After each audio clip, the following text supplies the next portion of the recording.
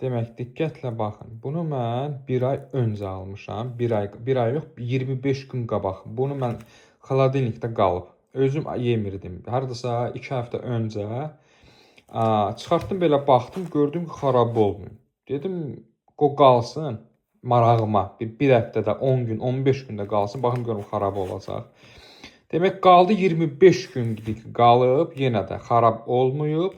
Marketlərin birindən almışam. Baxın.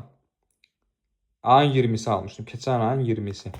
Demək, bu nə dediyim sözün canlıdır. Biz nə yeyirik, biz nə içirik, ay millət. Biz nə alırıq, ay millət. Baxın, bu necə xarab olmaya bilər. Bir ayda 25 gün yanında bir ay var. Fərqi nədir? Baxın.